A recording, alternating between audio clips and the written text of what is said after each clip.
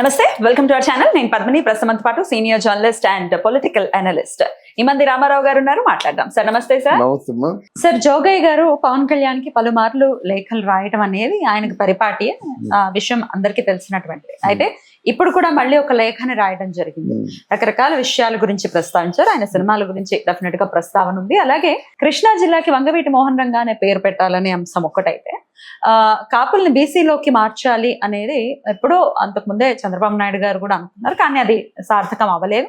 దానికి సంబంధించిన కూడా ప్రయత్నాలు చేయాలి అనే పలు విషయాల్ని కూడా ఆయన ప్రస్తావించడం జరిగింది లేఖలో. మరి ఇవి ఎట్లా చూడొచ్చు సార్? ఇది సాకారం అయ్యేటటువంటి పరిస్థితి ఉంటుందా? ఇక్కడ హరిరామ్ జోగి గారు లోగడ మంత్రిగా కూడా పనిచేశారు. ఆయన పరిపాలన సౌలభ్యాలు మంచి చెడ్డ అంతా తెలిసి ఆయన ఎప్పుడు ఏ లేఖ రాస్తారో తెలియదు. ఆయన పని ఒక బండి పేపర్లు ఉంటాయి, రోజు ఉత్తరాలు రాయడమే. అంతే ఆయన పని, ఉత్తరాలు రాయడం. సాధ్యాసాధ్యాలు గుర్తించడు. మనం ఒకరికి ఒక సజెషన్ చెప్పే ముందు ఇది సాధ్యపడుతుందా లేదా మనమే స్క్రూటినైజ్ చేసుకొని సలహా ఇస్తే, మనం ఇచ్చిన సలహా తీసి పక్కన పడేయకంట తీసి వెంటనే పాటించేదిగా ఉండాలి. లేకపోతే సలహా కానీ లేఖ కానీ రాయకూడదు. అలా ఉండాలి. కానీ అలా కాదు. ఈయన కాపు సామాజిక వర్గంలో ఆయననే ప్రకటించుకుంటాడు. ఏమని ప్రకటించుకుంటాడు? భీష్మాచార్యుడు లాంటి వాడిని అని ప్రకటించుకుంటాడు. ఇంకోటి ఉన్నాడు ముద్రగడ పద్మనాభం అని చెప్పేసి, నేను ద్రోణాచార్యుని అంటాడు. ఆడు ద్రోణాచార్యుడు కాదు, ఈయన భీష్మాచార్యుడు కాదు. ఆ కాపులు అందరూ కూడా పాపం ఒక అమాయకులు చేసి ఆడుకుంటున్నారు వీళ్ళిద్దరును.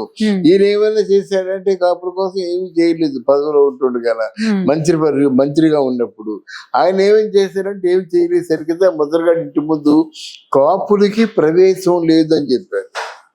మరి కాపు నాయకుడు అనుకుంటాడు.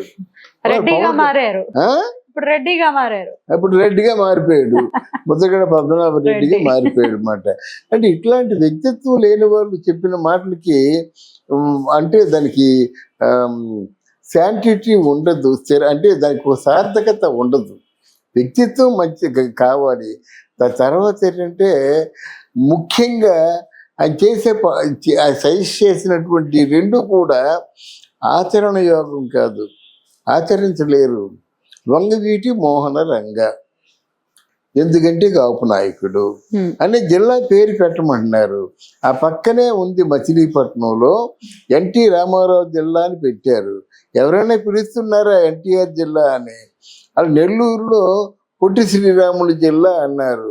మీరేం చేయాలి? పొట్టి శ్రీరాములు జిల్లా అని రాయిపోతే దాన్ని రిజెక్ట్ చేయాలి. పొట్టి శ్రీరాములు జిల్లా రాయిపోయినా నెల్లూరు జిల్లా అంటే మీకు అది వెళ్ళిపోతుంది. ఇక్కడ ఎన్టీ రామారావు రాయిపోయినా వెళ్ళిపోతుంది. దేన్నో ఒకదాన్నే కన్ఫర్మ్ చేయాలి. మళ్ళీ కృష్ణా జిల్లా, వంగవీటి మోహన్ రంగ జిల్లా ఇవన్నీ కూడా ఈ తాలూకా ఎంత మండలం, గ్రామం ఇవన్నీ ఇప్పుడు రాస్తారు. ఉత్తరాలు రాస్తారా? కోచింగ్లో రాస్తారా? ఇలా మెసేజ్ కొడితే వెళ్ళిపోతుంది. అటువంటి రోజుల్లో ఈ జిల్లాల పేర్లు చూస్తున్నారమ్మా. ఈ జిల్లాల పేర్లన్నీ ఒకప్పుడు కమ్యూనికేషన్ కేవలం కరస్పాండెన్స్ ద్వారా ఉన్నప్పుడు, కానీ ఇప్పుడు నువ్వు మెసేజ్ పెడుతున్నావు, ఏ జిల్లా పెడుతున్నావా? డైరెక్ట్గా అమ్మ నువ్వు ఒకసారి బయలుదేరరా అంటే వచ్చేస్తున్నావు అంతే. అంటే ఈ ప్రస్తుతం ఉన్న కాలమాన పరిస్థితులు బట్టి వీళ్ళు నిర్ణయాలు తీసుకోవాలి. కనుక జిల్లా పెడతారా పెట్టరా అంటే జిల్లాతో పెద్ద పని లేదని నా ఉద్దేశం. ఒకవేళ పెట్టినట్టయితే ఆ పేరే పెట్టి పిలవాలి. అంటే ఆ పోయిన వ్యక్తుల తాలూకు వాళ్ళని అవమానం చేయకూడదు. ఆయన అభిమానుల తాలూకు మనోభావాలు దెబ్బతినకూడదు. ఒకటి, కాపులకి రిజర్వేషన్ కావాలంటున్నారు. ఈ సంగతి తెలీదా వాళ్ళకి? కాపులకి రిజర్వేషన్ కాకుండా కార్పస్ ఫండ్ 2000 కోట్లు ఇచ్చాడు అప్పుడు చంద్రబాబు నాయుడు. అంటే కార్పస్ ఫండ్ వేరు, రిజర్వేషన్ వేరు. రిజర్వేషన్ అయితే హక్కుగా భావించి ఖచ్చితంగా ఇవ్వడమే. కార్పస్ ఫండ్ అంటే కాపుల సంక్షేమం కోసం కేటాయించబడ్డ డబ్బు. దానికి దీనికి తేడా ఉంది కదా. హక్కుగా దాన్ని గవర్నమెంట్ చేయాలంటే కష్టం కదా. అందువల్ల ఆయన కొంచెం ఆలోచిస్తున్నాడు. ఇంకోటి ఏంటంటే, ఎప్పుడైతే మీరు బీసీల్లో కలపండి, బీసీలకి ఎంత కేటాయించండి అన్నారు, మిగతా కులస్తులందరూ మా మాట ఏంటి అంటున్నారు.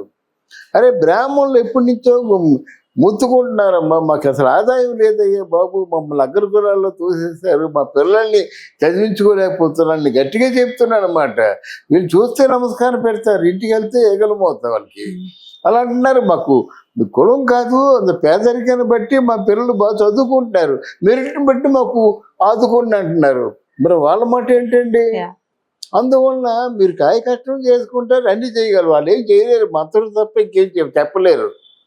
అంటే ఇట్లాంటి సజెషన్స్ ఉంటే బాగుంటాయి. కానీ వీళ్ళు బాగానే ఉన్నారు, కాపులు బాగానే ఉన్నారు కనుక ఈరోజు ఆంధ్రదేశంలో 2 వర్గాలు, కాపు రెడ్డి, కమ్మ కొంచెం వెనకబడింది.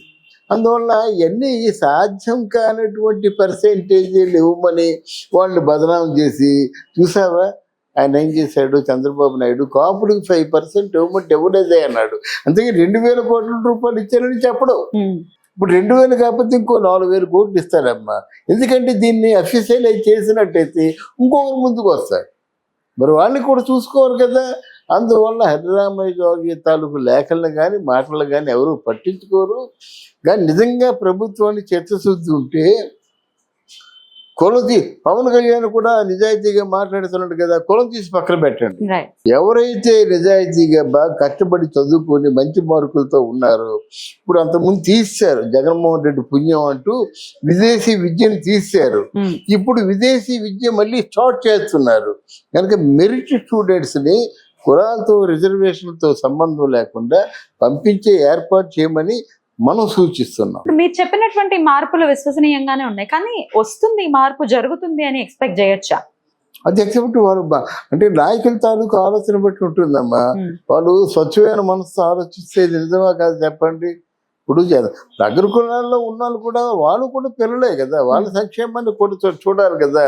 వాళ్ళు మీకు ఓట్లేస్తారు ఉంది, అలా వాళ్ళు మీకు ఓటేస్తున్నారు కదా, పైగా వాళ్ళు బాగా చదువుకుంటున్నారు కదా, రేపు సమాజానికి ఉపయోగపడే మనుషులు వాళ్ళు. వాళ్ళకి ఎంకరేజ్ అంటే వాళ్ళు పూర్తిగా ప్రోత్సహించడం కానీ వాళ్ళకి ఏదో విధంగా సహాయం చేసి దేశాన్ని పనికొచ్చే పౌరులుగా తీర్చిదిద్దడంలో మీ తాలూకు సహకారం ఉండాలి, మీ తాలూకు మేధాస్ ఉపయోగపడాలి.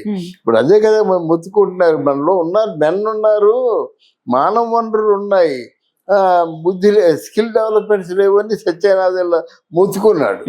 మనుషులు ఉన్నారు బాగా, ఇంజనీర్స్ కొల్లలు ఉన్నారు.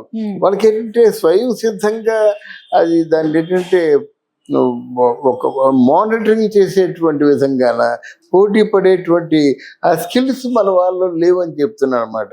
ఎక్కడి నుంచి వస్తాయి స్కిల్స్?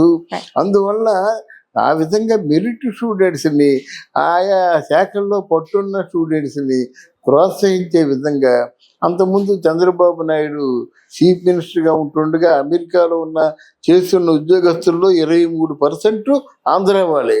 మళ్ళీ ఆ స్థాయికి చేరుకోవాలని మనం ఆశిద్దాం. Definitely. Thank you sir. Thank you అమ్మా.